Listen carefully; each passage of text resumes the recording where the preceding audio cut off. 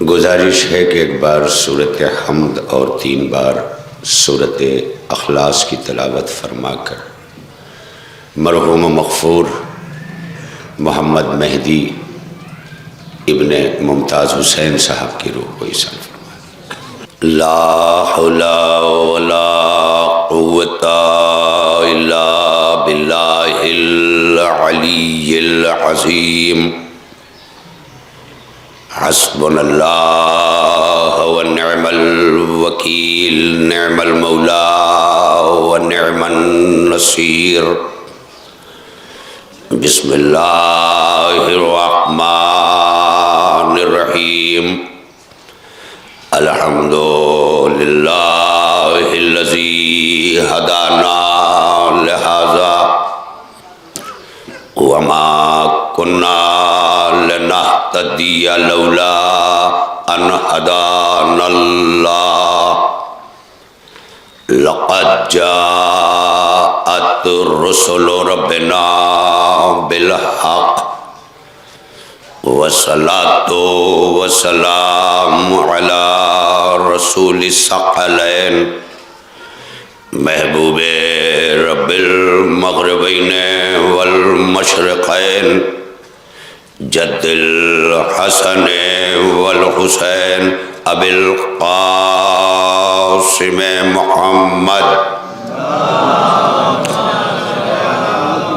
وعلى اہل بیتہ الطیبین الطاہرین المعصومین المظلومین۔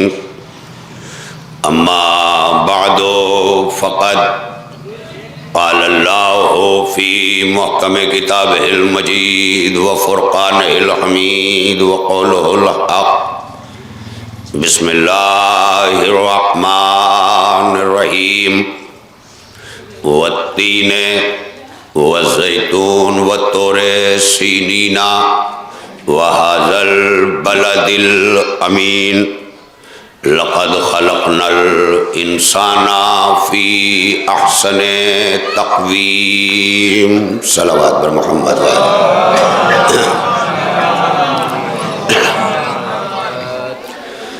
بزرگان گرامی منزلت، برادران ایمان،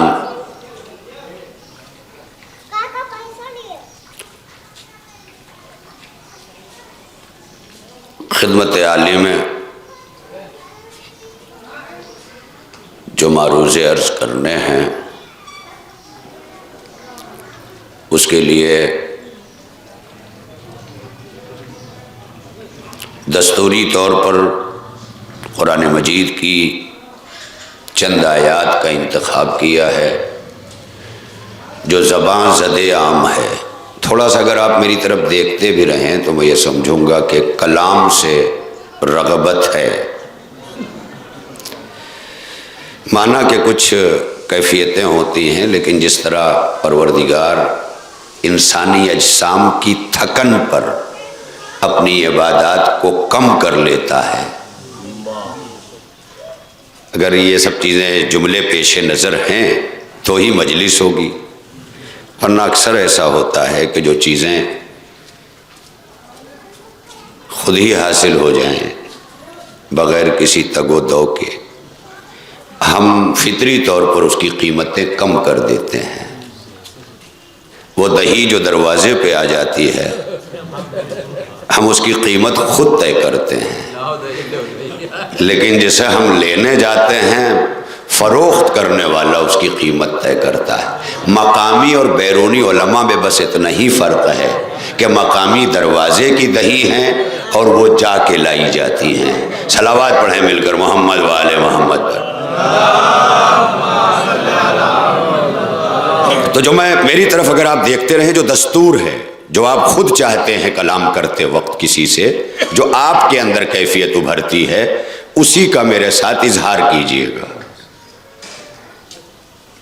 لہذا خدمت عالی میں میرے بزرگ، میرے استاد محترم علی جناب الحاج مہدی حسن صاحب بھی تشریف فرما ہیں، اور جب ایسے بزرگ سامنے ہو جایا کرتے ہیں تو ظاہر ہے کہ وہ سوچا کرتے ہیں میں کیوں دیکھوں زمانہ دیکھے، میرا تو دیکھا دکھایا ہے۔ صلوات پڑھیں نا مل کر محمد والے محمد پر۔ تو انشاءاللہ زیادہ زحمت بھی نہیں دینی ہے مجھے آپ کو، میں بڑی تیزی سے اپنے معروضات کو، اپنے جو بھی تو ارباب گرامی قدر جو ابتدائی منزل میں باتیں کر رہا تھا، تو تھوڑا دیکھتے رہیں میری طرف، یہ سلسلہ رہے گا۔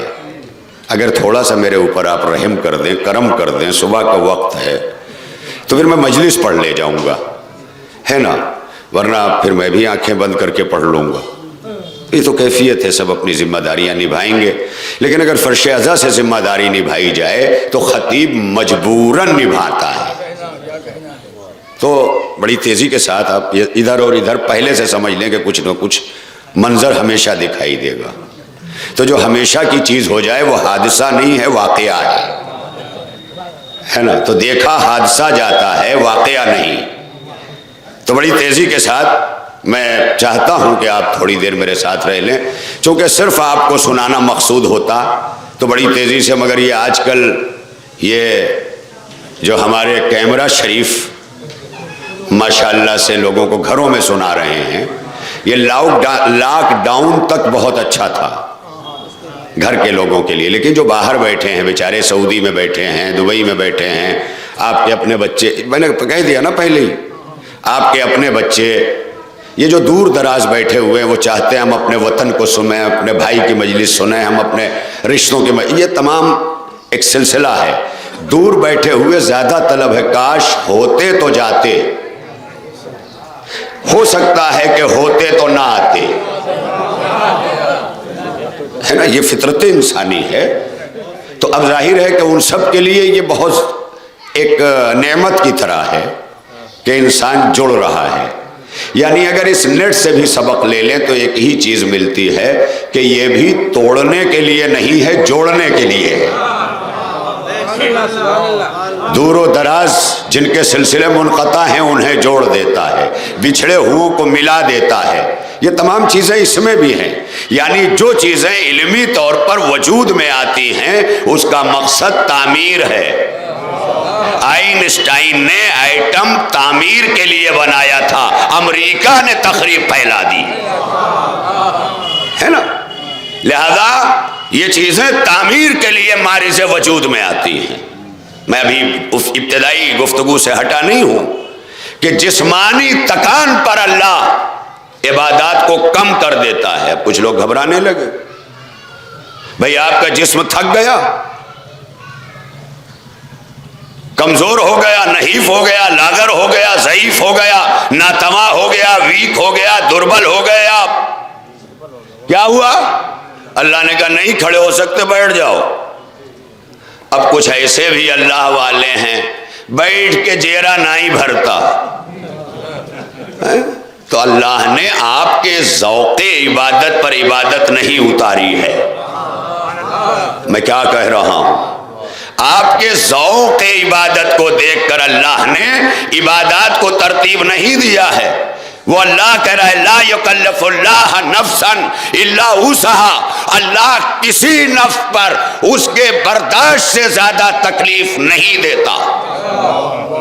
یہ تمہاری پیدائش سے، ہماری پیدائش سے، وقت خلقت اللہ کا ایک عام اعلان ہے کہ جس خالق حقیقی نے ہمیں زیور وجود سے آراستہ ہو کر کے پیکر بشری دے کر کے اس عالم ناسوت میں کرۂ ارض پر اتارا ہے، اس اللہ نے سب سے پہلے ہمیں اپنے قرآن میں، جیسے ہمارے ہندوستان کے نوٹوں پر گورنر آف ریزرو بینک لکھتا ہے میں دھارک کو وچن دیتا ہوں،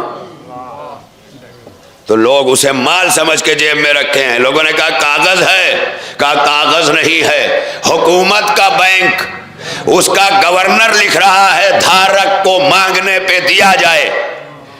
ارے عجیب بات ہے، حکومت لکھ کے دے کہ ہم ذمہ دار ہیں تو کاغذ مال بن جائے، اور خدا لکھ کے دے کہ ہم ذمہ دار حیات ہیں اور قرآن مال نہ بنے۔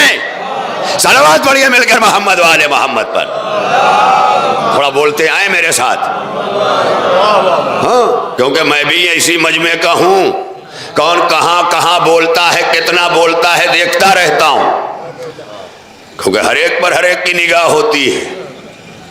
لہذا جو لوگ لوگوں کے ہوا کرتے ہیں وہ افراد دیکھ کے بولا کرتے ہیں، اور جو آل محمد کے ہوا کرتے ہیں وہ ذکر پہ بولا کرتے ہیں، ہے نا؟ تو جب ذکر سے تو بڑی توجہ رہے ارباب کرم۔ دیکھیے بڑی منزل ہے، میں کہاں لے کے آیا آپ کو، کس منزل تک۔ یہ انسان جس کو اللہ نے زیور وجود سے آراستہ کر کے عالم ناسوت میں اس کرۂ ارض پر بھیجا، اس انسان کو اللہ نے سب سے پہلی منزل میں سمجھا دیا، لا یکلف اللہ نفسا الا وسعہا۔ اب یہ یاد رکھنا، یہ میرا وچن ہے، یہ میرا وچن ہے۔ وچن دینا، وعدہ کرنا، اور یہ وعدہ مشیت ہے، یعنی کربلا وعدہ حسین ہے۔ ارے ذرا سوچیں، ملائیں نا، کربلا وعدہ حسین ہے، اما جب خدا کا حسین گلا کٹا کے وعدہ پورا کر رہا ہے تو یہ حسین کو گلا عطا کرنے والا پروردگار ہے جو وعدہ کر رہا ہے، لا یکلف اللہ نفسا الا وسعہا۔ اللہ کسی نفس پر اس کے برداشت سے زیادہ تکلیف نہیں دیتا۔ اب جب میں نفس کی بات کروں تو ہندی میں کہہ دوں کسی پرانی پر، کسی جیو پر اللہ اس کے برداشت سے زیادہ، اس کی کیپیسٹی سے زیادہ اس پر لوڈ نہیں دیتا، اس پر ذمہ داریاں نہیں دیتا۔ وہ کہتا ہے نہیں کھڑے ہو سکتے تو بیٹھ جاؤ۔ اب جو تھکا ہوا انسان اللہ کے گھر میں اللہ کے حکم سے بٹھا دیا گیا ہو، اب اسے اللہ نے بٹھا کے سمجھا دیا کہ اب یہ گھر میں جائے تو میرے بعد اسے بزرگی کا مرکز ماننا، اس سے کام نہ لینا، کیونکہ اللہ نے نماز پڑھا کے جیسے ایکس رے دیکھ کے ڈاکٹر کہہ دیتا ہے اب یہ نہ کروانا، ویسے ہی اللہ مسجد میں بٹھا کے نماز پڑھوا کے سمجھانا چاہتا ہے اب یہ اس قابل نہیں ہے کہ کام کر سکے، لہذا میں نے اپنی عبادت اٹھا لی۔ اب اگر تمہارے گھر میں اس عمر کا انسان کام کرنے پہ مجبور ہو جائے تو میں نے بٹھایا، یہ الہی عدل ہے، تم نے کام کرایا، یہ سماجی جبر ہے۔ صلوات پڑھیے مل کر محمد و آل محمد پر۔ کہاں ہیں آپ؟ سمجھیں ہم یہ قرآن کیا سمجھانا چاہتا ہے، کیا بتانا چاہتا ہے؟ یہی نا کہ دیکھو ہم اپنی عبادتیں کم کر دیتے ہیں۔ اب یہاں سے ہر پڑھنے والے کو، لکھنے والے کو، انجمن والوں کو، نوحہ پڑھنے والوں کو، مجلس پڑھنے والوں کو، حدیث پڑھنے والے کو، سوز خان کو، جتنے بھی ہیں سب کو سمجھنا چاہیے۔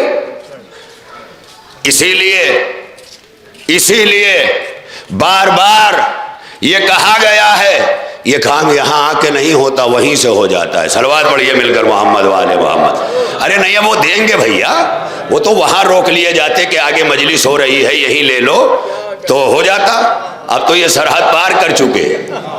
ہاں اسی لیے ابھی آپ نے معراج سنی ہے، سدرۃ المنتہا پہ جبریل روک لیے گئے، اس کے آگے جس کی حد جانا ہے وہ جائے۔ یہ مسئلہ صرف اتنا ہے جو جہاں تک کی تہذیب جانتا ہے وہاں تک جائے۔ جبریل کے پاس تہذیب سدرۃ المنتہا تھی، مصطفیٰ کے پاس تہذیب عرش تھی۔ ارے اب تو دیکھ لو میری طرف، کیوں ایسا کر رہے ہو؟ صلوات پڑھیں مل کر محمد والے محمد پر۔ بھیا میری مجلس تھوڑا سا سنبھال لو پلیز، ہے نا، تھوڑی دیر کے لیے کوشش کر رہا ہوں میں۔ اللہم صلی علی محمد والے محمد۔ میں نے کہا بس آپ میری طرف رہیں، کون کیا کر رہا ہے یہ چھوڑ دیں تھوڑی دیر کے لیے، آپ اپنے ذمہ دار بنے نا کہ میں ادھر دیکھوں گا۔ آپ اتنا کھو جائیں گے کہ پتہ ہی نہیں چلے گا کون آیا کون گیا۔ تو بڑی توجہ رہے، یہ محویت، یہ تمام چیزیں میں تو مطمئن ہو کے بیٹھ گیا ہوں کہ میں مجلس پڑھ رہا ہوں، ورنہ آپ سے پہلے تو میرا ذہن جاتا چلا کے کہتا وہیں روک، نہیں روکا نا، اس کا مطلب کام جو دھیرے سے ہوتا ہے ہو جانے دو۔ بڑی توجہ رہے ارباب کرم، یہ ہے منزل جہاں تک میں دیکھیے اب یہ گفتگویں تو ٹن لے لیتی ہیں نا، یہ تو مجبوری ہے، آپ بھی متکلم ہوا کرتے ہیں، آپ بھی ماشاءاللہ دانشور ہیں، آپ بھی گویائی کا ملکہ رکھتے ہیں، آپ بھی جو ہے وہ فکر سے آراستہ ہیں، آپ مجھ سے کہیں زیادہ جو ہے وہ خطبہ کو پڑھاتے اور پڑھواتے ہیں، تو ظاہر ہے کہ اس منزل پر میرے جیسا انسان تو بغلیں جھانکے گا، اور ظاہر ہے کہ منزل آ ہی جاتی ہے۔ تو اب تھوڑا سا ایک شاعر جو لکھ کے لایا ہے، کئی بار پڑھ چکا ہے، وہ اپنا شعر پڑھنے میں بھٹک جاتا ہے، اور یہاں میں فی البدیہہ گفتگو کر رہا ہوں۔ ذرا اس بات کی کوشش کریں نا، یعنی یہ روٹی بن کے نہیں آئی ہے، یہ بنائی جا رہی ہے نا۔ قبلہ حاجی سامعین علی زامن صاحب بھی تشریف فرما ہے، لیکن مجھے لگتا ہے کہ بھی آپ پر صبح کی تمام تر بہرکیف بڑے مشفق ہیں میرے، اور جب کبھی بزرگ جو ہے وہ خاموش ہو جاتے ہیں تو بزرگوں کا ایک خاصہ یہ بھی ہے کہ جب وہ بوڑھے ہوتے ہیں تو ڈانٹتے رہتے ہیں، اور جب بزرگ ہوتے ہیں تو خاموش ہو جاتے ہیں، اور جہاں سے خاموش ہو جاتے ہیں وہاں سے وزن بڑھ جاتا ہے۔ بڑی توجہ رہے ارباب ہے نا۔ تو یہ دیکھیں نظامت کر رہے ہیں امین صاحب ہمارے ماشاءاللہ، آواز آنا شروع ہوئی، وہ یہاں سے نہیں چلائے بند کر، یہ اٹھ کے گئے۔ اس کا مطلب یہ ہے کہ اگر بچہ ہو کے تہذیبیں سمجھنے لگے تو وہ بزرگ ہے، اور بوڑھا ہو کے نہ سمجھے تو وہ بچہ ہے۔ صلوات پڑھیے مل کر محمد والے محمد پر۔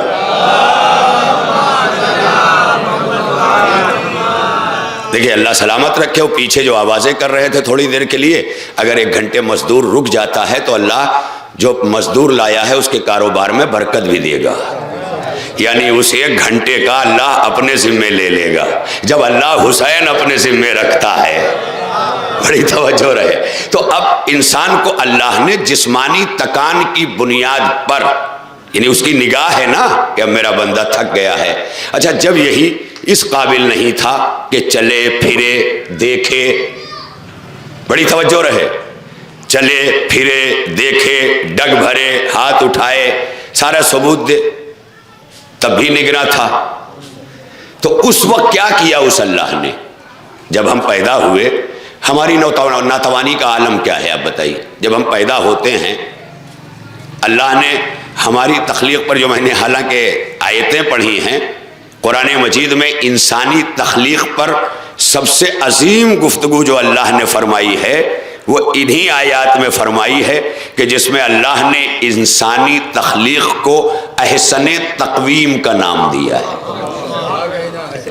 اب یہ ہمارے وہ بچے جو مدرسے اور حوزہ علمیہ سے ہٹ کر آج دوسرے شعبہ حیات میں جا رہے ہیں، کوئی فزکس میں جا رہا ہے، کوئی علم الابدان میں جا رہا ہے، یہ الگ الگ چیزیں ہیں، تو اسے اور سمجھ میں آئے گا، اور بڑی توجہ رہے، اسے اور سمجھ میں آئے گا۔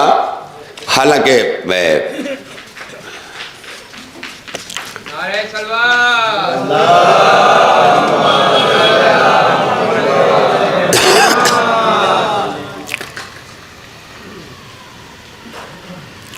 اب دعا کریں کہ پھر کوئی دوسرا حادثہ نہ ہو۔ نہیں واقعی یہ سب چیزیں جو ہیں یہ غیر ضروری ہے، آدمی چلا جاتا ہے، اٹھ کے خود جا رہا تھا، تو آپ اگر نہ کریں میرے پاس کیا کرو۔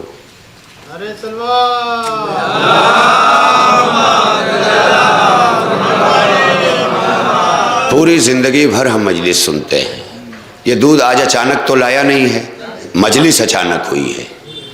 دودھ اسی طرح روز آتا ہے، تو جب قانون بنایا جاتا ہے نا تو روز آنے والے کو نہیں روکا جاتا، کبھی ہونے والے کا انتظام کیا جاتا ہے۔ بھئی جہاں دعوتیں نہیں دی گئی ہیں وہ نہ آئیں، اس کا تو کچھ انتظام ہے نا۔ یہ دعوتیں پھرانا پرچہ لے کے اس بات کی دلیل ہے وہی آئے جس کا لکھا ہے۔ تو خالی ایک ہی اعلان نہیں ہے کہ آپ آئیے، دوسرا اعلان یہ بھی ہے کہ جس کا نام نہیں ہے وہ نہ آئے، ہے نا۔ دوسرا ایک اعلان یہ بھی ہے، ہاں، بلکہ اکثر اسی میں ہمارے معاشرے میں جھگڑا بھی ہونے لگتا ہے۔ کیونکہ اکثر لوگ ایک دوسرے کو برداشت نہ کرنے والے، خاندانوں پہ لڑنے والے، یہ بھی پتہ نہیں ہے جھگڑا کس بات کا ہے، تو پوچھا جاتا ہے بھیا وہاں سے کیوں نہیں پڑھتی؟ تو کہتے ہیں پتہ نہیں کیوں نہیں پڑھتی، مگر ہمیں پتہ ہے کہ ہمارے ابا کے فلاں چچا جو تھے ان کا ان کے چچا کے دادا سے کچھ ہوا تھا، لہذا آج تک وہ خاندانی چل رہا ہے۔ اور اچانک جب دعوت آئی نا تو ایک دروازے پہ گئی، دوسرے پہ نہیں گئی، تو وہی گفتگو شروع ہو گئی۔ رشتہ ہے دونوں جگہ سے، اس کا مطلب یہ ہے کہ کچھ ہے، تو اب ان کچھ کو آپ کو عصر حاضر میں مٹانا ہوگا۔ انہی چیزوں کے لیے قرآن آیا ہے۔ جو باپ دادا کے دین کو قبول نہ کرے وہ اسلام باپ دادا کے جھگڑے قبول کر لے گا؟ آپ سوچیں منظر۔ لہذا اس کو مٹانا ہوگا دور علم میں۔ یہ دور علم خالی یہ نہیں ہے کہ آپ ڈاکٹر بنے تو جا کے کتنے مریضوں کو ٹھیک کیا۔ دور علم اسے کہتے ہیں کہ آپ پڑھے لکھے تو بیمار معاشرے کو کتنا ٹھیک کیا۔ اب تو بولو میرے نوجوانوں، انجیکشن لے کے مریض کو ٹھیک کرنا یہ ڈاکٹر کی ڈیوٹی ہے، علم لے کے معاشرے کو صحت مند بنانا یہ مقصد ہے۔ صلوات پڑھیے مل کر محمد والے محمد پر۔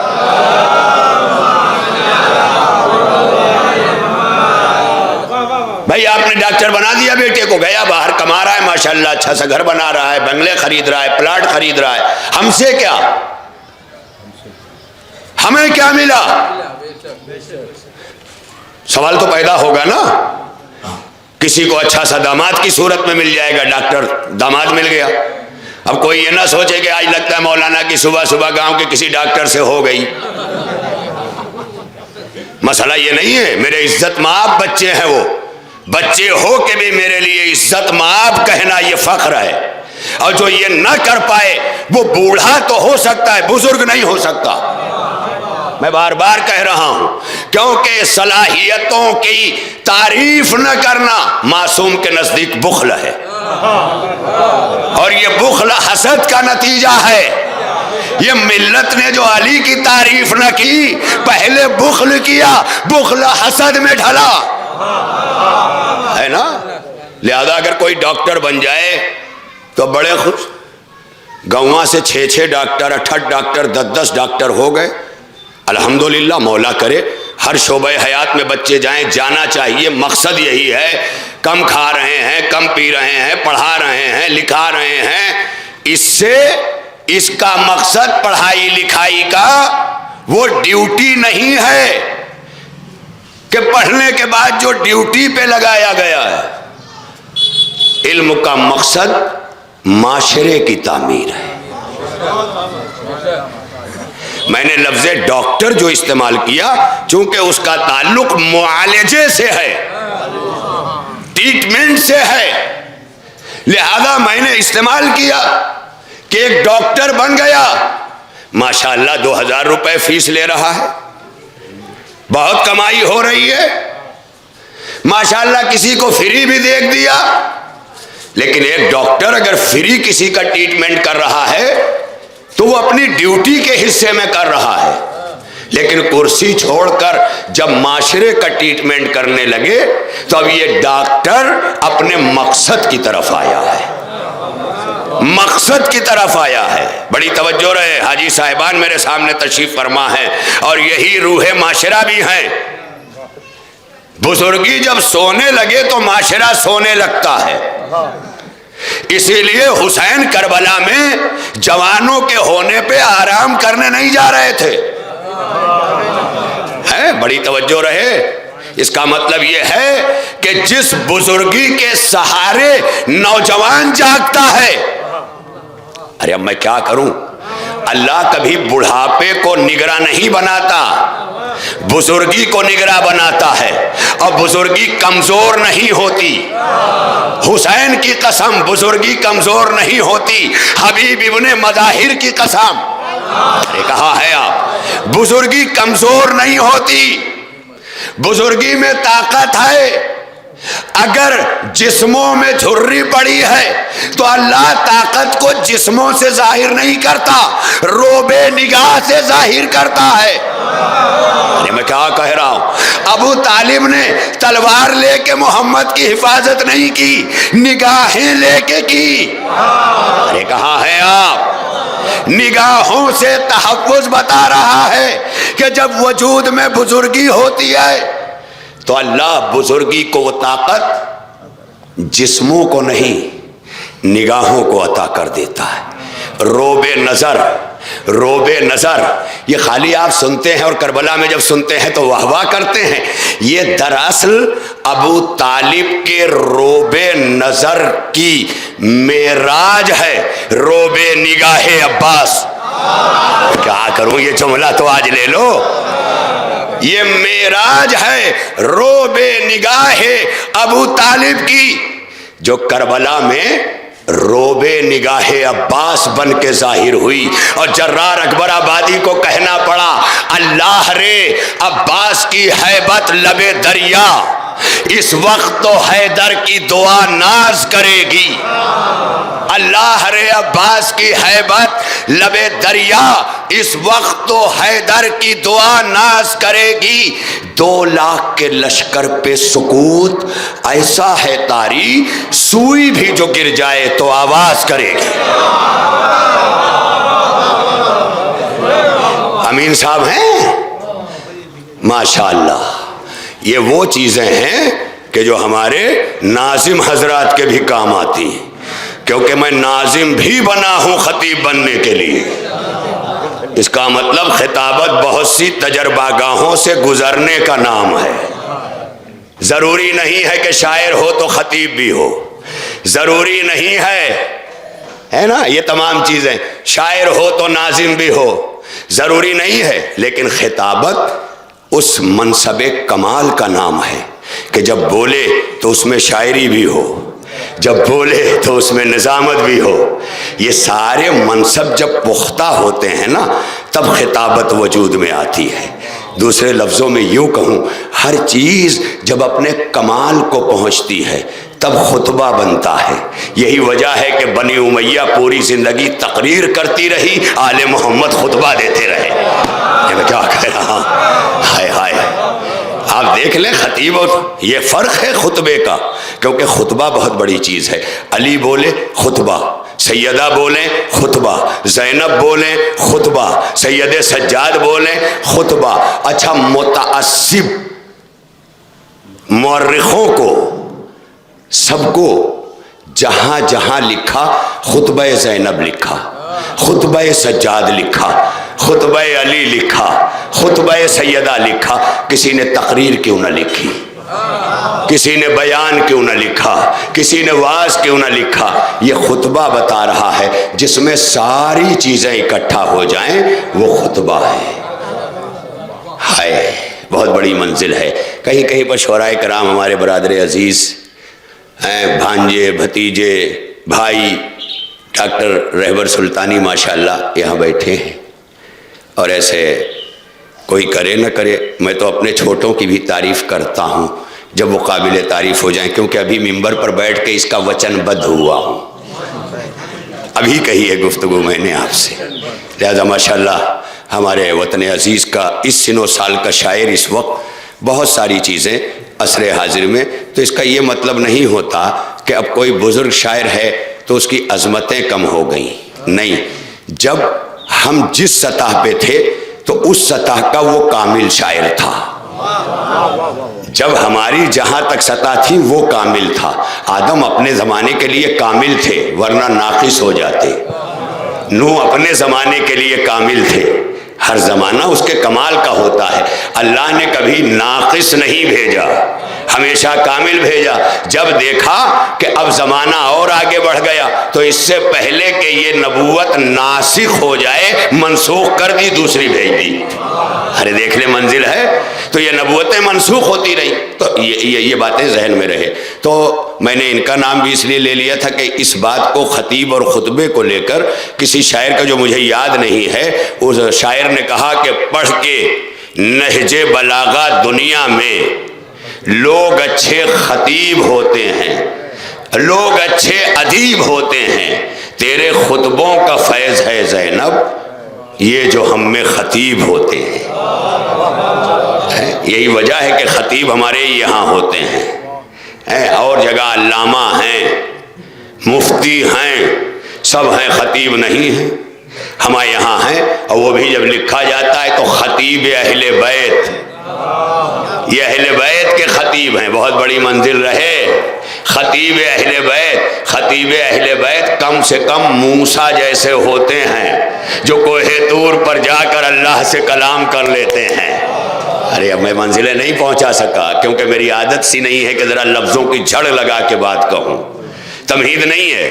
تو ارباب کرم، یہ بڑی تیزی سے گفتگو میں آگے بڑھا دوں کہ انسان کو اللہ نے دنیا میں سب سے اعلیٰ ترین مخلوق بنایا، احسن تقویم کا نام دیا۔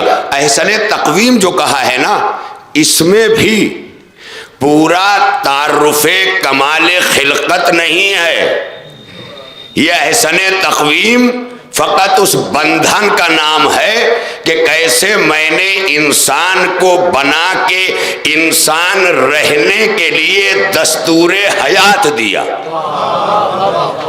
یہ ہے منزل۔ انسان جس نے بنایا ہے اسی کا کام ہے کہ وہ انسان کو انسان رہنے کے لیے وہ دستور دے، وہ بائیلاز دے، وہ سمویدھان دے، وہ دے، دوسرے کا تو حق نہیں ہے۔ فقط نطفہ ہے اپنا تو انسان دوسرے رائے دینے والوں کو کہتا ہے ہٹو میں باپ ہوں۔ ارے میں کیا کہہ رہا ہوں، جب آپ کو برداشت نہیں ہے کہ دوسرے دخل دیں آپ کی تربیت میں تو اسے کیسے برداشت ہوگا کہ بندے دخل دیں اس کی ربوبیت میں؟ دیکھیں ضائع نہ کریں، برداشت ہے۔ ابھی آپ کے مزاج کے خلاف کچھ لوگ آپ کے بچے کی تربیت کرنے لگیں تو آپ چیخ کے کیا کہتے ہیں؟ آپ پالیں گے؟ ہم باپ ہیں، باپ ہیں، یعنی باپ ہونے کے ناطے حق ہمارا ہے۔ صرف نطفہ ہے، پورے معاشرے سے کہہ رہا ہے میں باپ ہوں، حق میرا ہے۔ تو اللہ نے بھی یہی کہا میں خالق ہوں، مجھے حق ہے، میں بتاؤں کہ کیسے پلنا ہے، میں بتاؤں گا کہ کیسے پالنا ہے، اور جو بتاؤں گا وہ دو حصوں میں ہوگا، ایک حصے میں نہیں ہوگا، دو حصے میں ہوگا۔ ایک لکھ کے بتاؤں گا، ایک کر کے بتاؤں گا۔ اب بڑی توجہ رہے، ایک لکھ کے بتاؤں گا، ایک کر کے بتاؤں گا۔ یہ تو ہر دور میں رہا ہے۔ آپ نے دیکھا ہوگا کہ جب ہمارے علاقے میں نئی الیکٹریسٹی آئی، یہ بجلی آئی، یہ کھمبا آیا، تو کہیں ٹرانسفارمر بھی بنا جو اکثر جلا رہا تھا، یہ ٹرانسفارمر بھی آیا تو ٹرانسفارمر پر، کھمبوں پر، پولوں پر ایک چھوٹا سا بورڈ لگتا تھا، ہندی میں ادھر خطرہ، اردو میں خطرہ، پھر انگلش میں خطرہ، اور اس کے بعد ایک تلیا مسان کی کھوپڑی جیسی موڑی، اور اس پہ دو ہاتھ۔ یہ علامت ہے کہ اگر جاہل ہو، خطرہ پڑھ نہیں سکتے تو خطرہ دیکھ لو۔ میں کیا کہہ رہا ہوں، اس کا مطلب عقل یہ کہتی ہے کہ جس میں جاہل ہو اس میں شرماؤ نہیں، دیکھ لو۔ اگر پڑھا نہیں جاتا ہے تو دیکھ لو۔ تو بالکل اسی طرح جیسے کھمبے پر جاہلوں کو ساودھان کرنے کے لیے لکھا بھی گیا، دکھایا بھی گیا، ویسے جاہل مخلوقات کو آگاہ کرنے کے لیے قرآن پڑھایا گیا، آل محمد دکھائے گئے۔ میں کیا کہہ رہا ہوں، جیسے جاہل یہ کہہ سکتا ہے کہ ہم نے پڑھائی نہیں، پڑھنا ہی نہیں آتا تھا، تو کہا دیکھ کے سمجھ جاؤ، تو اسی طرح قرآن بھیجا تاکہ حافظ تو کہے بھیجے میں تو بھر لیا تھا، سمجھ میں نہیں آیا۔ کہا سمجھ میں کیسے آئے گا؟ دارالعلوم کا مفتی نہیں بتائے گا کہ قرآن کیا ہے، میرا علی بتائے گا کہ قرآن کیا ہے۔ بھائی صلوات پڑھیں نا مل کر محمد والے محمد پر۔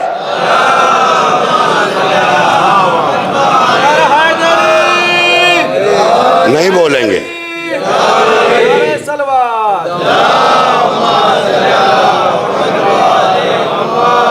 اچھا اب یہی معاشرے کا کوئی ایسا انسان نعرہ لگائے جو تھوڑا ننگا ہونگا ہو تو لوگ اور زور سے لگائیں گے، لگائے تو نہیں تو کہاں نہ جانے کہاں بول پڑے۔ ہائے ہائے، جب لوگ صلوات پہ بھی نہیں بولتے ہو، کوئی نعرہ لگا کے بلوانا چاہتا ہے تو وہ امین صاحب اس وقت میں تڑپنے لگتا ہوں۔ آپ کہاں یہ کار عبث کر رہے ہیں؟ نعرہ تو آپ نے لگوایا ہے، صلوات تو اللہ نے بھیجوائی ہے۔ اگر یہ اللہ نے بھیجوائی ہے تو کس سے کہا ہے؟ کس سے کہا ہے؟ صلوات جو اللہ نے بھیجوائی ہے یہ کس سے کہا ہے؟ ارے کوئی تو بول دے۔ ابے یہاں کی بات کریں، وہاں والی نہیں۔ یا ایھا الذین آمنو کتنی بار آیت میں پڑھتے ہیں بھیا؟ کونوں رکوع رمضان میں کونوں امام باڑا پہ ان اللہ کے بغیر نہیں ہے، بلکہ کہا تو بول ان اللہ بول۔ اس میں اللہ کس سے کہتا ہے صلوات پڑھو؟ ایمان والوں سے کہتا ہے نا۔ اردو بازار تک جاتے ہو تو کہتے ہو یہ مسلمان ہیں، مومن ہیں، تو کیسے پتا چلے گا؟ کپڑوا سے نہیں، صلوات بھیج کے پتا چلے گا کہ ایمان والے۔ اب تو بھیج لو۔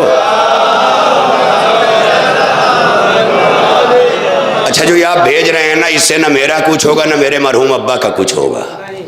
یہ جو آپ بھیج رہے ہیں یہ آپ اپنی نسلوں کے لیے بھیج رہے ہیں، مرنے کے بعد کا بھی انتظام کر کے۔ بیٹا کوئی سلوک کرے وہ کرے، لیکن جو میں فرش عزا پہ بیٹھ کے کھڑے رہ کے صلوات بھیج کے جاؤں گا، میں بھلے مر جاؤں مگر ان فضاؤں میں میری آواز باقی رہے گی۔ جیسے مر جانے والا مر جاتا ہے مگر ویڈیوا میں کیسٹیا میں باقی ہے، ویسے ہی مرنے والا مر جاتا ہے، لیکن یہ جو ذکر ہے، یہ صلوات ہے، یہ جب تک کائنات رہے گی گونجتی رہے گی۔ تو ایک وقت کی صلوات خالی ایک وقت کی صلوات نہیں ہے، صبح قیامت تک کا ثواب جاریہ ہے۔ نعرہ صلوات۔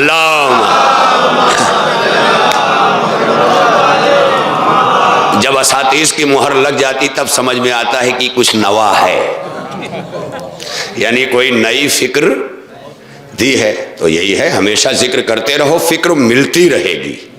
یہ اس کا ذمہ ہے جس نے ذکر کروایا ہے۔ ذکر کبھی وہ کرواتا ہی نہیں ہے، بس جب بھی ذکر کرواتا ہے فکر کے لیے ہے نا۔ تو ارباب کرم، اللہ نے سب سے عظیم مخلوق جو ہے بے اعتبار خلقت انسان کو بنایا۔ اب چونکہ اگر ابتدائی میں سماعتیں اسی طرح بیدار رہی ہوتی، مگر کیا کیا جائے، جب شروع میں گاڑی کسی اسٹیشن سے روانہ ہوتی ہے تو ٹھوک بجا کے دیکھ لی جاتی ہے، پھر اچانک ایک پٹری سے چھوڑ کے دوسری پٹری چینج کرتی ہے تو سلو ہوتی ہے، کبھی ٹیڑھی ہوتی ہے، کبھی سیٹ میں بیٹھے ہوئے لوگ ہی ادھر ہونے لگتے ہیں۔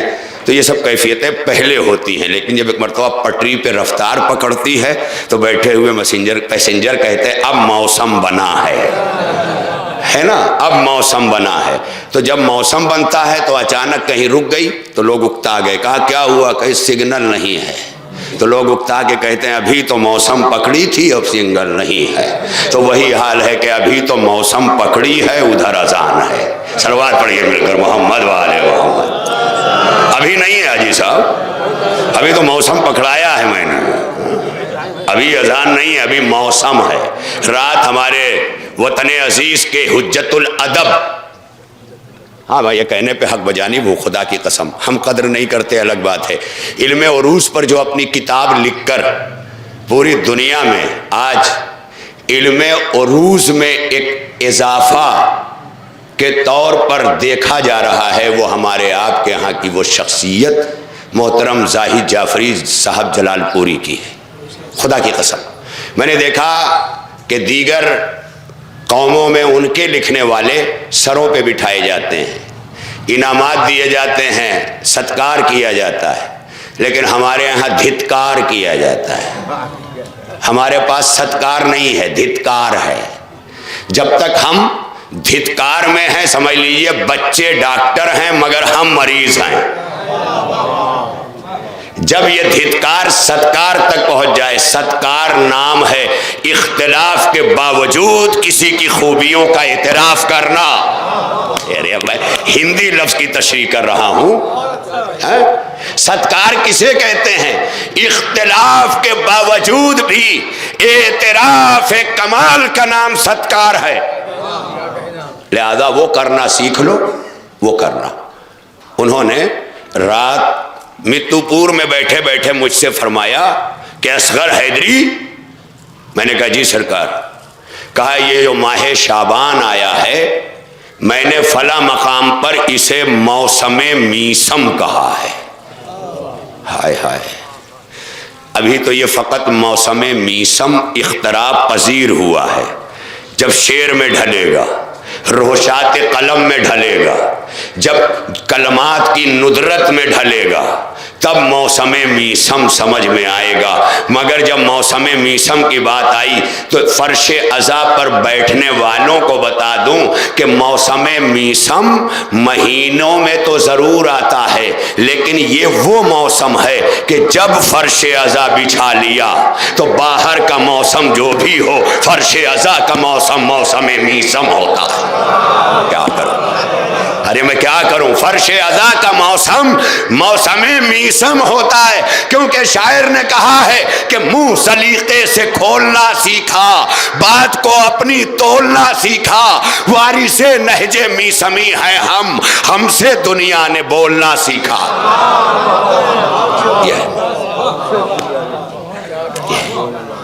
اور باب کرم بات یہاں تک آئی کہ میں نے یہ معروضہ بھی پہنچا لیا.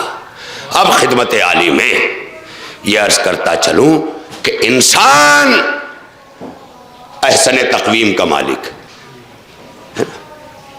یہ احسن تقویم کا مالک. حالانکہ کل میرے گھر میں بھی قرآن خوانی ہوئی تھی. میں نے سوچا تھا کہ اگر مائک لگا تو میں بند کروا دوں گا. میں مائک کا قرآن خوانیوں میں دشمن ہوں. قرآن خوانیوں کے لیے جان دے دوں گا، کیونکہ قرآن خوانی حکم الہی ہے. اور یہ مائک صبح 7 بجے سے شام تک چلانا، اس کو آپ سب کو مل کے سوچنا پڑے گا، ورنہ ایک دن گورنمنٹ فضائی آلودگی کے تحت تمہارے سارے پروگرام بند کروا دے گی. تو مائک اتنا ہی چلاؤ جتنے کی ضرورت ہو. یہ غیر ضروری نہیں کہ اب تو سستا ہوئی گوا ہے چلا ہی دو. آج جلیں کل کے مورے ابا کی ہے، تو اپنے ابا کو لے کے جو زندوں کو جلانا چاہتے ہیں کاش وہ اپنے ابا کو جلا کے آئے ہوتے تو اچھا ہوتا. کیونکہ اسلام میں تو اس کی گنجائش نہیں ہے. وہ اللہ جو صحت دیکھ کے نماز بیٹھ کے پڑھنے کو کہہ دے، کیا وہ اللہ قبول کرے گا کہ ایک بوڑھا بستر پر بازو میں پڑا ہوا ہے، وہ اپنے بچوں سے چلا چلا کے کہتا ہے پانی پانی، لیکن قرآن خوانی کا مائک سننے ہی نہیں دیتا. صلوات پڑھیں نا مل کر محمد والے محمد پر. ابھی بہت پریشانیاں اٹھاؤ گے اس سے پہلے کی. خدا کی قسم ایک حکومت کا قانون آ جائے گا لا کے مائک بند. جب پولیس دوڑے گی تب سمجھ میں آئے گا. تب دن بھر میں 400 روپے کا مائک 4000 پولیس والے لے جائیں گے. تب بھی آستین الٹ کے کہو گے دیا پڑھایا، تو یہ دے کے نہ پڑھاؤ، مائک ہٹا دو، دن بھر پڑھاؤ، قرآن پہ قرآن پڑھاؤ. یہ ساری چیزیں جو غیر ضروری ہیں اللہ ابس کوئی کام نہیں کرتا. اس کی وجہ بیان کر دو کیوں لگائے ہو. یہ چیزیں ختم کرو. دن بھر قرآن خوانی کراؤ، جب مجلس ہو تو مائک لگا دو، سوز خوانی سے لگا دو، پیش خوانی سے لگا دو، تاکہ اعلان ہو جائے کہ مجلس شروع ہے. کیونکہ لوگ آج ناظم کا اعلان سن کے نہیں آتے. سوز خوانی پیش خوانی صاحب اپنا اپنا جائزہ ہے، انومان ہے، تو ہے یہ منزل. تو ارباب کرم جو چیزیں غیر ضروری ہیں اسے معاشرے سے ختم کرو. کہ کرے جو زندہ ہو وہ کرے. جب کسی اچھی بات کے لیے لوگ پوچھتے ہیں کون کرے، تو اللہ نے کہا یہ کام میں نے زندوں کے حوالے کیا ہے. مردوں کے نہیں، پوری کائنات مردہ تھی، حسین زندہ تھا۔ ارے اب تو بول دو، تو اللہ نے کس سے کام لیا؟ جو زندہ تھا۔ حسین زندہ تھا، زندہ ہے، زندہ رہے گا۔ وہ کل بھی زندہ باد تھا، وہ اب بھی زندہ باد ہے نا؟ تو اللہ کس سے کام لیتا ہے؟ جو زندہ ہیں۔ اب یہی بات تو ابھی فرد کی تھی، جب یہی معاشرہ بن جائے تو اللہ کس سے کام لے گا؟ زندہ معاشرے سے، مردہ معاشرے سے نہیں۔ کربلا اور کوفے میں کیا فرق ہے؟ کربلا زندہ معاشرہ ہے، کربلا مردہ معاشرہ ہے۔ کوفہ، ارے آپ ہی سمجھ لیجئے کہ سبقت لسانی ہے، ورنہ جس کا دل کربلا سے دھڑک رہا ہو، ہاں تو کیا ہے یہ؟ کوفہ مردہ معاشرہ، کربلا زندہ معاشرہ۔ ارے میں کیا کہہ رہا ہوں؟ کربلا میں کس کو شکست ہوئی؟ موت کو۔ جیتا کون؟ زندگی۔ ارے میں کیا کہہ رہا ہوں؟ کربلا میں کون جیتا؟ زندگی جیتی۔ کون شکست ہوا؟ بھائی پوری دنیا کے مردہ یزید لے کے آیا تھا اور 72 زندہ حسین لے کے آئے۔ ارے میں کیا کہہ رہا ہوں؟ اور بتا دیا کہ 9 لاکھ مردے اور 72 زندہ۔ اب تو دیکھ لو یہ کتنے لائے حسین؟ 72، مگر کیا لائے؟ اب فرق کیا ہے؟ اب سنو، جو لوگ کہتے کہ کرے کہ بولے، کہتے ہیں نا، مت بولو، نہیں بولو گے حق پر تو مردہ کہلاؤ گے۔ زندگی کی علامت اسلام اور حسین کے نزدیک دل کا دھڑکنا نہیں ہے، پلکوں کا بھنجنا نہیں ہے، لبوں کا ہلنا نہیں ہے، سماعتوں کی تیزی نہیں ہے، ہاتھوں کا اٹھنا نہیں ہے۔ علامت حیات قوت لامسا، پاور آف ٹچنگ، اپنے اسٹرانگ بنانا نہیں ہے۔ زندگی کی علامت حق کو حق کہنا۔ جو حق کو حق نہ کہہ سکے وہ مردہ ہے۔ جیسے پیغمبر نے فرمایا الجاہل میت فقط کان حی، جاہل ایک میت ہے، وہ دیکھنے میں فقط کان حی، وہ دیکھنے میں، اسی کو سامن صاحب کہتے ہیں چلتی پھرتی لاش ہے، چلتی پھرتی لاش۔ ابرار چچا نے آپ کی محفل میں کیا کہا تھا؟ زندہ لاشا، ہے نا؟ تو زندہ لاشا۔ تو علامت حیات کیا ہے؟ اچھا اس کی مثال میں نے کہیں پڑھی بڑی زبردست، تاکہ نوجوانوں تک پہنچ جائے، کون بولے والوں کو یہ بات پہنچ جائے کہ سن لو، جب کبھی آپ کو یہ اندازہ کرنا ہو کہ وہ میت ہے یا انسان ہے تو پانی کے دھارے پہ دیکھ لینا۔ جب کبھی باڑھ آئے، سیلاب آئے، ندیوں کے کنارے کھڑے رہو، باڈیاں بہہ رہی ہوں، میتیں بہہ رہی ہوں، تو جو دھارے کے ساتھ بہتی ہے وہ میت ہوتی ہے، لیکن جو دھارے سے الٹا چلنے لگتا ہے وہ کنارے کھڑا ہوا انسان کہتا ہے اسے اٹھاؤ یہ زندہ لگ رہا ہے۔ میں کیا کہہ رہا ہوں؟ اسے اٹھا لو یہ زندہ لگ رہا ہے۔ اس کا مطلب یہ ہے کہ جو بدقماش معاشرے کے دھارے میں بہ جائے وہ مردہ ہے، اور جو بدقماش معاشرے کے خلاف چل پڑے وہی زندہ ہے۔ ہائے ہائے، اسی لیے موسیٰ کا صندوق دریائے نیل کے دھارے کے مخالف اللہ نے بہایا کہ جو دھاروں کے خلاف چلتا ہے وہی معاشرے کی تعمیر کا ذمہ دار ہوتا ہے۔ صلوات پڑھ لیں مل کر محمد والے محمد، بڑی توجہ ہے۔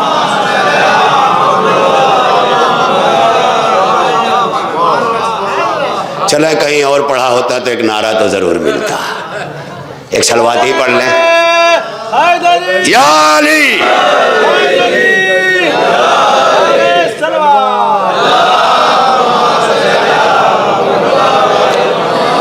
اچھا کچھ سبق ایسا پڑھائے گئے ہیں کہ اس میں ترقی نہیں ہوئی ہے۔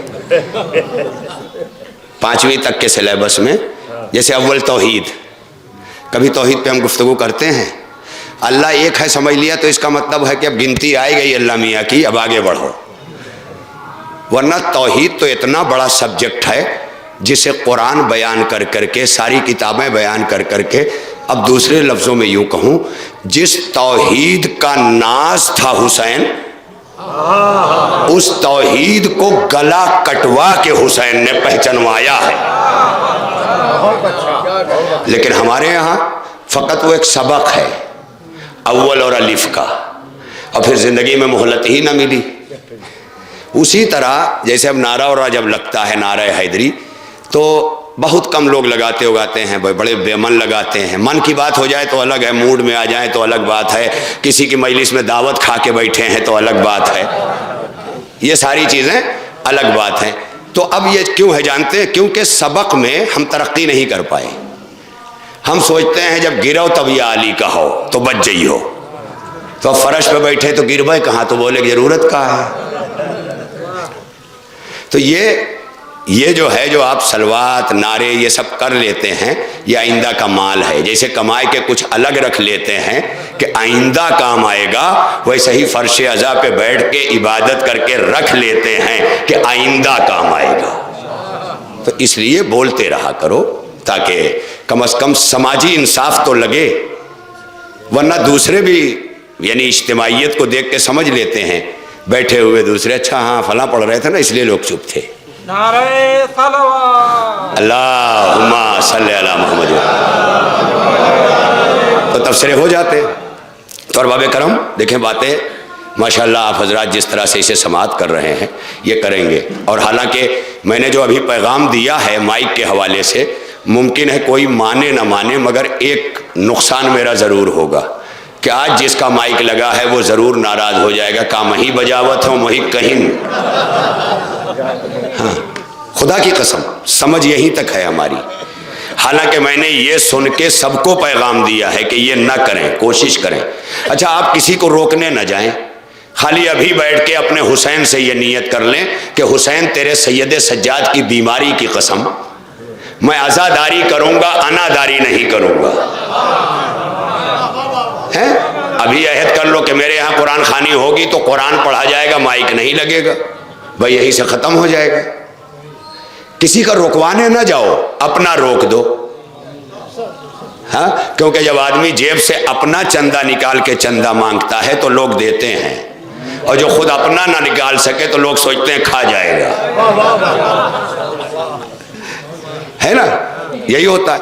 تو اپنے آپ سے شروع کریں. میں اپنی بہنوں ماؤں سے بھی گزارش کرتا ہوں کہ اماں ابا کی جب قرآن خوانی ہو تو اپنے بھائیوں کو اپنے اپنے مائکوں میں جا کے، نیہر میں جا کے سمجھاؤ کہ مائک نہ لگاؤ. پتہ نہیں بازو میں کون بیمار ہے، پتہ نہیں کون سی بوڑھی اماں پانی پانی چلا رہی ہے، مائک سے سنائی نہیں دے رہا ہے.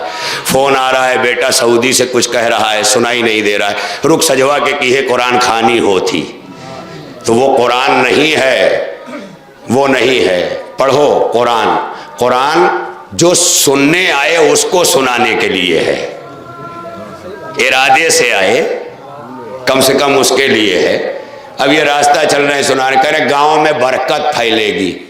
گاؤں میں برائیاں کرنا چھوڑ دو، نحوست خود ہی چلی جائے گی. گلی گلی کو برائیوں سے پاک کر دو، اس لیے کہ جب تک جراثیم ہے تب تک مرہم کام نہیں کرتا. جب تک معاشرے میں غیبت ہے تب تک مرادی نوحہ کام نہیں کرے گا. ہاں فریاد ہے، فریاد ہے. خالی غیبتیں کرنا چھوڑو بیٹھ کے، غیبتیں کرنا چھوڑو جگہ جگہ. کیونکہ غیبت کا پائلوشن اتنا بڑا ہے کہ جو نہیں چاہتا اسے بھی زد میں لے لیتا ہے. کورونا جھوٹ ہو یہ ہے غیبت. یعنی کورونا میں پولیس ڈنڈا لے لے کے جب آئی تو لوگ 3 فٹ دوری بنا کے بیٹھے، اور اللہ نے کہا غیبت کی جگہوں سے 3 فٹ نہیں 30 فٹ دور رہو. لیکن کوئی سننے کو تیار نہیں. یہی سمجھانے کے لیے جو پولیس ڈنڈے دکھاتی ہے وہ نظام جبر ہے، اور جو فرشتے بھی چھپا کے رکھتی ہے وہ نظام عدل ہے. میں کیا کہہ رہا ہوں؟ یہ نظام عدل ہے. لہذا ان تمام چیزوں کو، میں وطن کا ہوں، میں ہی بول سکتا ہوں، باہر سے آنے والوں کو تو پتہ بھی نہیں. وہ تو کہے گا ماشاءاللہ کیا کہنا، کتنا وہ ہے.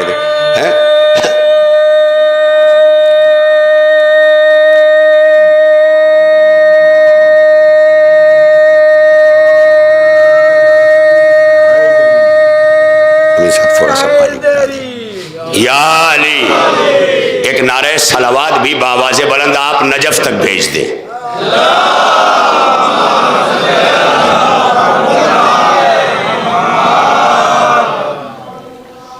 تو ارباب کرم، یہ چیزیں جو میں خدمت عالی میں معروضے کی صورت میں عرض کر رہا ہوں، یہ اذہان عالی میں محفوظ رہنا چاہیے.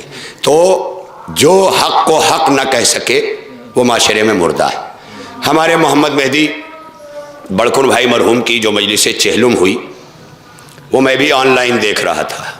میرا بھائی تھا، معاشرے کا دلارا تھا، ہر دکھیا کے قریب نظر آتا تھا، ہر دکھی کے لیے کھڑا رہتا تھا، غریبوں کی اسرت میں آس کے بول بن کے کھڑا رہتا تھا.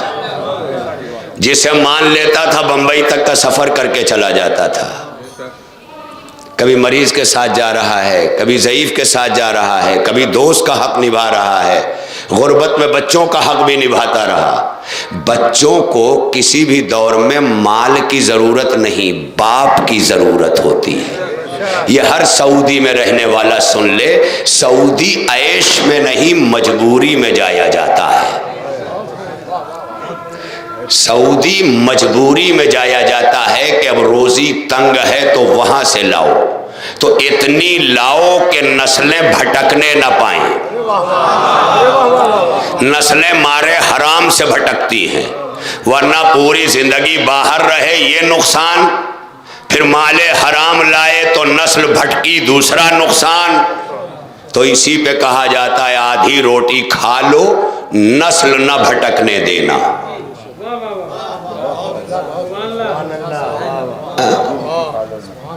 یہ جو واپس آنے کے بعد جب ابا ختم کئی کے آوت ہیں تو گھر میں بھی عزت ختم ہو جاتی ہے، اور وہیں سے پتہ چل جاتا ہے کہ نسلوں کو مال کی ضرورت ہے، ابا کی نہیں.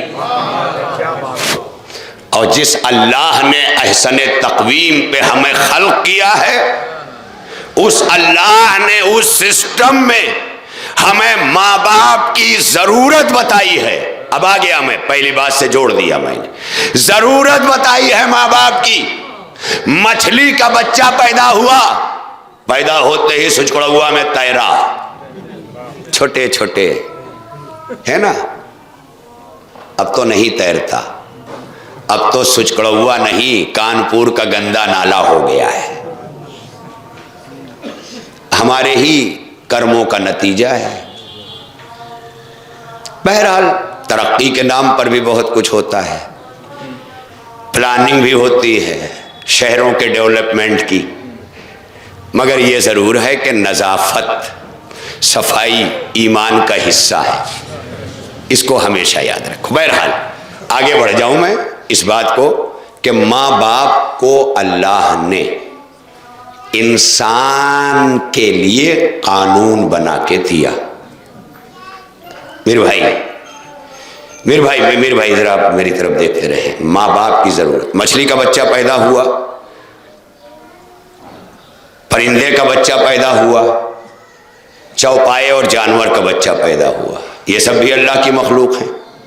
لیکن کسی کا بچہ مجبور نہیں ہے ماں کے لیے.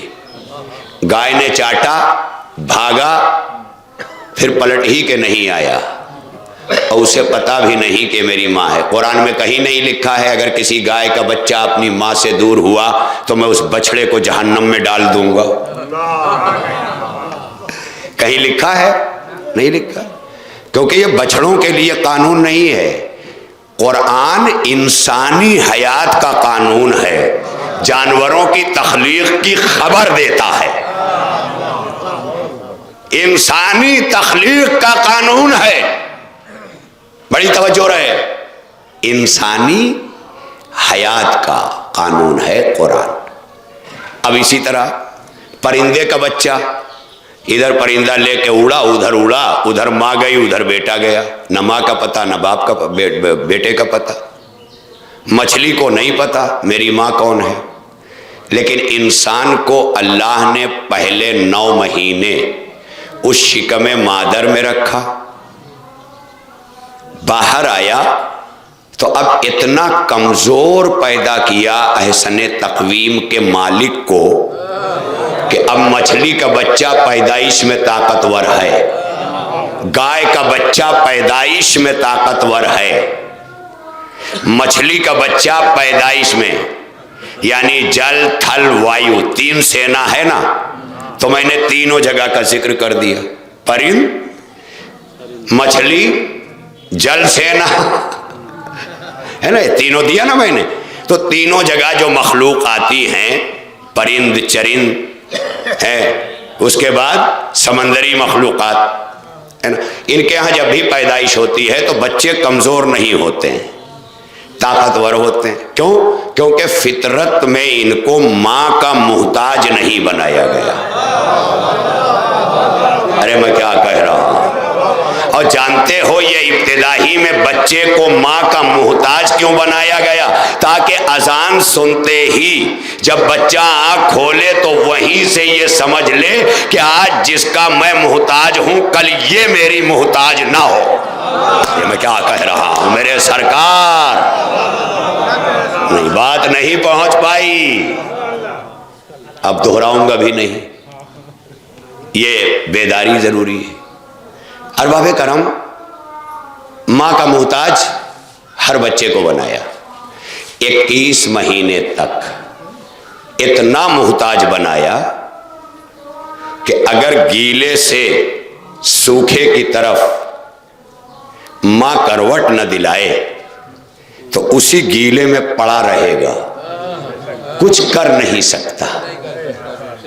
اب بار بار وہ مشیت جو کچھ بھی کر سکتی ہے، جو پتھروں کے جگر کو چیڑ کر کوپلیں نکلوا سکتی ہے، وہ اللہ نو مولود کی بھوک بھی مٹا سکتا ہے، لیکن ماں کو بلوا کر اس کے چھاتیوں سے دودھ دہن تک اس لیے ڈلوایا تاکہ صبح قیامت تک تمہاری سمجھ میں آ جائے رزق میرا ہے مگر وسیلہ رزق ماں ہے۔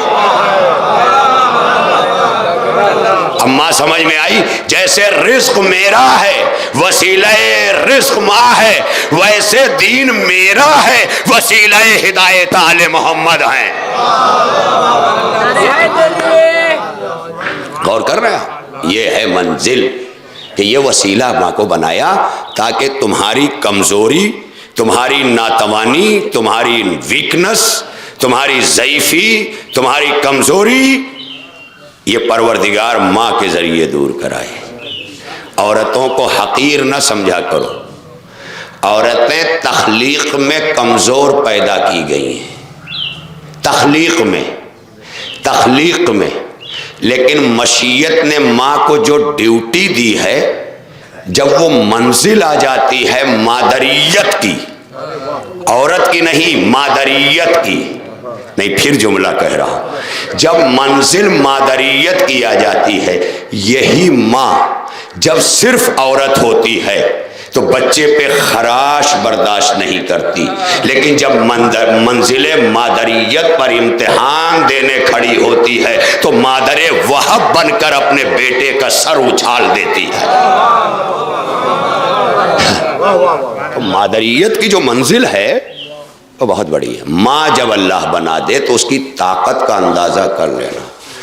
ماں کی طاقت کا اندازہ کرنا ہے نا، تو ماں کی طاقت کا اندازہ اسلحوں سے نہیں ہوگا۔ ہمارے ہاں کوئی ماں اسلحہ چلانے والی ماں تاریخ میں نہیں ہے۔ بہت سی جگہ پر ہاتھیں چلا چلا کے اتہاس کی ماؤں نے یدھ جیتا ہے، لیکن ہمارے یہاں اگر کسی عورت کے یدھ جیتنے کی بات کرو گے تو شام تک آنا پڑے گا، مدینے تک آنا پڑے گا، 2 خواتین ملیں گی، ایک زہرا اور ایک زینب، جنہوں نے ہاتھ نہیں چلایا فقط باتوں سے دربار الٹ دیا اور الٹ کر بتایا ہے کہ مرد عورت میں یہی فرق ہے، مرد طاقتور ہے تو ہاتھ چلائے، عورت کمزور ہے تو بات چلائے۔ اپنی باتوں میں وہ اثر پیدا کرے عورت، اور باتوں میں اثر عورت کے اس وقت آئے گا کہ جب عورت اپنے منزل ارتقاء کو سمجھ لے۔ بس میں پڑھ چکا، اب آپ حضرات نے باہر کی آوازوں کو انکنا شروع کر دیا ہے، تو اس لیے میں نہیں چاہتا کہ تا دیر آپ کو زحمت سماعت دوں، اس لیے کہ مجمع کی تکان مجھے زیادہ تھکا دیتی ہے۔ ہاں، حالانکہ یہ کوئی تھکنے کا وقت نہیں ہے، فرق یہ ہے کہ جن کی اب تک 4 چائے ہو جاتی وہ 2 ہی پہ بیٹھے ہیں۔ صلوات پڑھ لیں مل کر محمد و آل محمد پر۔ اگر آپ کو چائے وائے دودھ بادام وادام سب سے بڑی غذا مل گئی ہے تو ایک بلند ترین صلوات پڑھیں محمد و آل محمد۔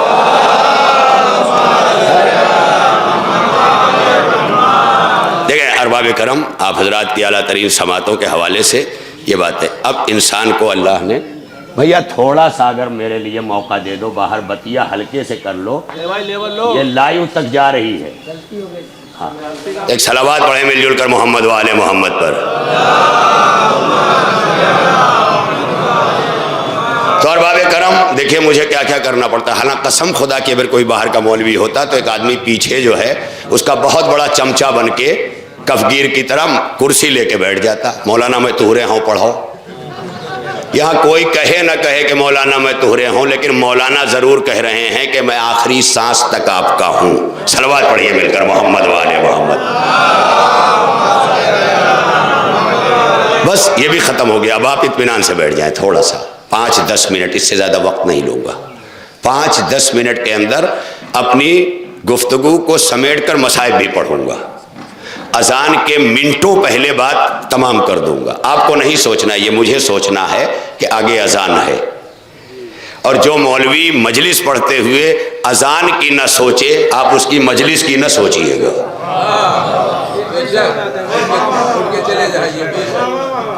نہیں، اٹھ کے چلے نہ جائیے، انہیں ہی نہ بلائیے۔ ایک بار تجربہ ہو جائے تو پھر نہ بلائیے کہ جو مجمع میں بیٹھ کر احترام اذان نہ کر سکتا ہو اسے حق نہیں ہے کہ وہ سید سجاد کا تذکرہ کرے۔ اب اس سے آگے نہیں کہوں گا، فیصلہ وہ نہ کیا کرو جو ان جذباتی ہوئے، فیصلہ عقل والا کیا جاتا ہے، جذبات کا نہیں۔ یعنی آپ تجربہ کر لیا کریں، کون مرجع کے خلاف بھونک رہا ہے سمجھ لیا کریں، لیکن اگر خود بھونکنے لگے ہیں تو الگ بات ہے، کیونکہ اب منزل یہاں تک پہنچ چکی ہے کہ کچھ لوگ ہمارے بیچ بھی اتر آئے ہیں، ای کیسے وہ کیسے، ای مولانا کیسے وہ مولانا کیسے، مرجع کیسے۔ تو جب مرتے ہو تب سمجھ میں آتا ہے مرجع کیسے۔ جب تک نماز میں امام کے پیچھے کھڑے رہے زندہ تھے، اور جب درگاہ میں مولانا کے آگے رکھ دیے گئے تو سب نے کہا بھیا ہی تو روز پیچھواں راحت رہا، آج آگے کیسے، کہا مر گیا۔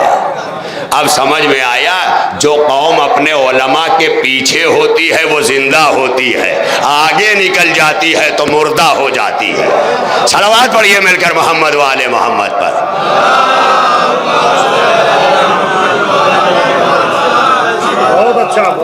اچھا ایک بات آج اور کہہ دوں کہ کچھ لوگ واقعی مخالف مرجع نہیں ہوتے،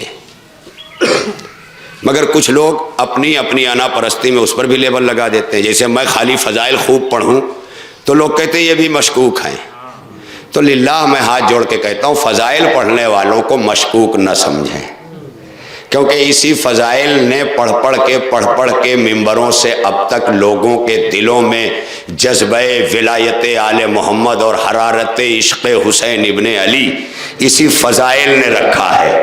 جب انسان کو زندگی گزارنے کا شعور اس کرۂ ارض پر نہیں تھا تب بھی حسین کائنات کی آس تھا، لہذا فضائل ہونے دیا کرو، مگر مجلس کو فضائل کے ساتھ ساتھ آل محمد کے پیغام کے نشریات کا مرکز بنا کر جب مجمع اپنی بلندی پہ ہو تو پیغام ضرور دیا کرو۔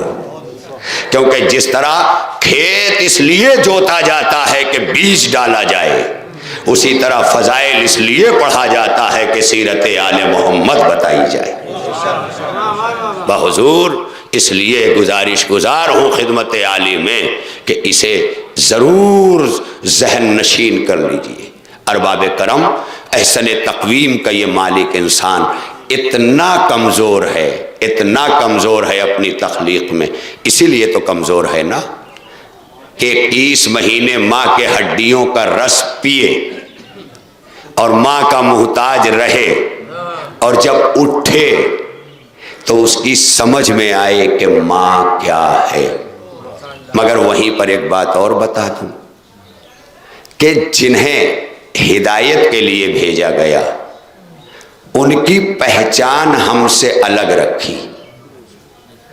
جیسے آج مسلمان کہہ دیتے ہیں نبی کو ہمارے بڑے بھائی ہیں، کسی نے کہا لیکن آج تک علی کو کہہ نہ سکے، کہا کہیں گے کیسے، کیونکہ علی کو اپنے جیسا کہنے کے لیے انہیں پیدا ہوتے ہی قرآن سنانا پڑے گا۔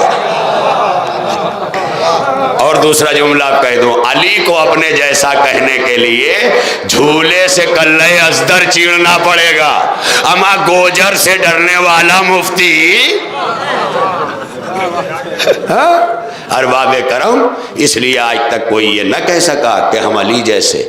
یہی وجہ ہے کسی شاعر نے کہا تھا ہم نے اس دور کے مخصوص مسلمانوں کو یہ تو فرماتے سنا ہے کہ نبی ہمسا ہے، مگر اللہ رے حیدر تیری ہیبت کا اثر ایک آواز نہ آئی کہ علی ہمسا ہے۔ کیسے آئی؟ اسی لیے اللہ نے انسانی ارتقاء کے وقار کو آل محمد کی سیرت میں مضمر کیا، اور اس سیرت کی ضمانت مصطفیٰ نے لی۔ آئیے اس دین کی ضمانت، جانے والا چلا گیا، باپ علی اکبر کو یاد کر کے اپنے غم مٹا رہا ہے، بچے حسین ابن علی کی مصیبت کو یاد کر کے اپنے غموں کا مداوع کر رہے ہیں، زوجہ رباب کی حالت دیکھ دیکھ کر اپنی حالت سدھار رہی ہے۔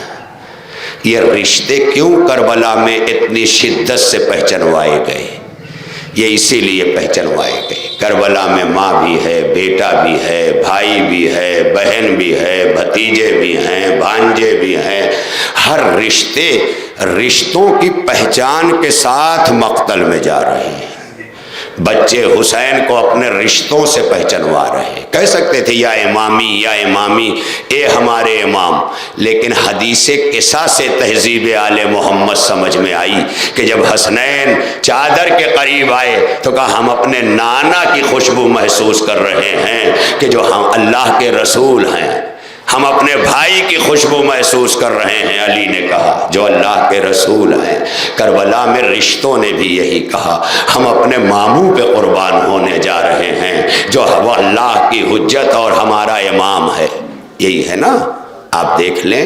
اور یہاں اگر رشتوں کی قدر نہیں ہے تو کربلا کہانی ہے جو سن لی گئی، کربلا کہانی کی طرح نہ سننا، کربلا کہانی نہیں ہے، کربلا در سے حیات ہے، کربلا مشکلات کی راہوں پہ سامان آسانی فراہم کرتی ہے، کربلا مصائب و آلام میں جینے کا ہنر دیتی ہے، کربلا وہی ہے کہ جہاں سے 3 دن کے بھوکے پیاسے نے اپنے لہو میں نہانے سے پہلے، خاک و خون میں مل جانے سے پہلے، فاطمہ کے لال نے خیمے میں آ کر اپنے بیٹا سید سجاد سے کہا تھا بنیا بلغ لشیعتنا السلام، اے میرے سجاد میرے چاہنے والوں کو میرا سلام پہنچا دینا، کہنا شیعتی ما ان شربتم ماز بن فذکرونی،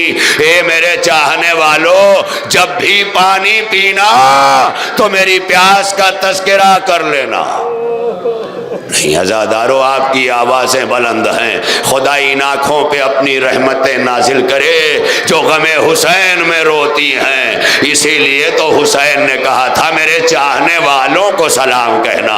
یہاں شیعہ کے معنی مذہب شیعہ نہیں ہے، یہاں کلام امام میں شیعہ بمانے چاہنے والے کے ہیں۔ جہاں جہاں میری چاہت پانا سجاد، جس جس دل میں میری چاہت موجود ہو، بلغ لشیعتنا السلام، انہیں میرا سلام پہنچا دینا اور کہہ دینا کہ جب بھی پانی پینا تو میری پیاس کا تذکرہ کر لینا۔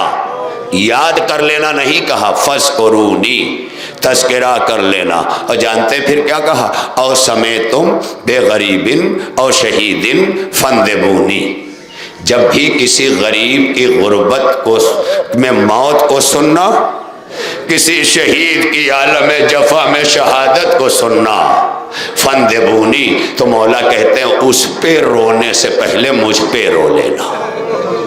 یہ دیکھیں آپ، یہ حسین کربلا سے ہمیں کیا پیغام دے رہے ہیں؟ اس پہ رونے سے پہلے مجھ پہ رو لینا۔ کیوں؟ کیونکہ اس پہ روگے تو تمہارا آنسو نہیں ٹھہرے گا، اور جب مجھ پہ رو لوگے تو سمجھ میں آ جائے گا کہ جسے زہرا نے چکیاں پیس پیس کے پالا، وہ حسین بھی کربلا میں پیاسا شہید کیا گیا، وہ حسین کربلا میں اتنا مظلوم تھا۔ تو جب میری مظلومی کا ذکر آئے گا تو تمہارا غم چھوٹا لگے گا، ہلکا لگے گا۔ اسی لیے جو لفظ استعمال کی ہے وہ فندبونی ہے، یعنی ندبہ کر لینا، اپنے آنسو کو بدل لینا، اپنے گریے کو بدل لینا۔ عزادارو عجیب بات کہی، اور پھر کہتے ہیں حسین، دیکھیں کربلا میں سارے غم حسین پہ پڑے، لیکن جب آخری رخصت میں سید سجاد کو شیعوں تک پیغام دینا ہوا، چاہنے والوں تک، تو حسین کیا کہتے ہیں؟ لیتکم فی یوم عاشوراء جمیعا تنظرونی، اور کہہ دینا سجاد کہ اگر تم میرے چاہنے والوں، اگر تم کربلا میں عاشور کے دن ہوتے اور اپنی آنکھوں سے یہ منظر دیکھتے، کیفا استسقا لطفلی فابوا یرحمونی، میں اپنے 6 مہینے کے بچے کو مقتل میں پیاسا لیے کھڑا رہا، جانوروں میں نے پانی مانگا، ارے میرے بچے کو تیرے سے شعبہ سے شہید کر دیا گیا۔ ارباب ادا، حسین کا علی اکبر بھی چلا گیا، حسین کا علی اصغر بھی چلا گیا، مگر حسین ارباب ادا۔ اور اب یہیں سے یہ جملہ کہوں، حسین اپنے علی اصغر کو لے کر کے مقتل سے خیمہ گاہ تک آ گئے۔ اصغر کی ماں نے دیکھا اور دیکھ کر کیا جملہ کہا تھا؟ میرے لال، کیا تیری عمر کے بچے بھی نہر کیے جاتے ہیں؟ یہ جملہ یاد رکھنا، اس لیے کہ آخری لفظ سے جوڑنے کے لیے آپ کے رونے کے لیے کافی ہوگا۔ کیا تیری عمر کے بچے بھی نہر کیے جاتے ہیں؟ یہ نہیں کہا کہ ذبح کیے جاتے ہیں، ذبح کیا جانا الگ چیز ہے۔ آج ہمارے نوجوان بچے یہاں سے سعودی تک میں بیٹھے ہوئے ہیں، پہلے نہیں سمجھ میں آتا تھا، لیکن آج جب عرب میں وہ دیکھتے ہیں نا تو اونٹ کی شہرگ نہیں کاٹی جاتی ہے، اسے نہر کیا جاتا ہے، اور نہر کیے جانے کے لیے جانتے ہیں آپ، تیر سے بڑا اوزار لیا جاتا ہے جو اسے چبھا کے اونٹ کو ذبح کیا جاتا ہے۔ ارباب ادا جناب رباب نے کیا دیکھ لیا کہ یہ نہیں کہا، بلکہ کہا کیا تیری عمر کے بچے بھی نہر کیے جاتے ہیں؟ یعنی گلا چھوٹا تھا، تیر بڑا تھا۔ اس ماں نے یہ منظر تو دیکھ لیا، اور جب حسین نے لا کر بچے کو ایک جگہ لحد بنا کے سلا دیا تو جس ماں نے یہ منظر دیکھا تھا کہ اس بچے کو نہر کیا گیا ہے، شام غریبہ میں اس ماں نے ایک اور منظر دیکھا، جب فوج اشقیاء زمین پہ بالے چبھا چبھا کے اصغر کا لاشا تلاش کر رہے تھے تو رباب نے در خیمہ سے دیکھا ایک شقی نے قبر اصغر پہ خنجر مارا۔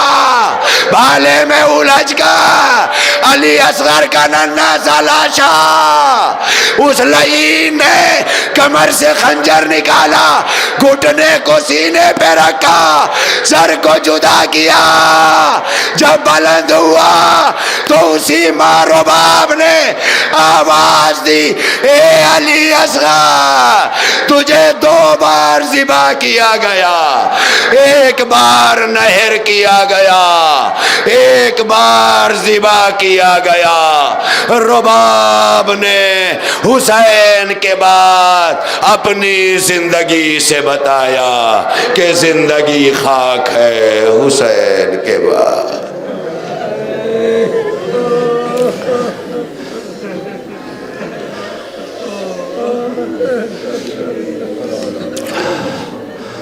اللہ لعنت اللہ علی القوم الظالمین وسیعلم الذین ظلموا ای منقلب ینقلبون۔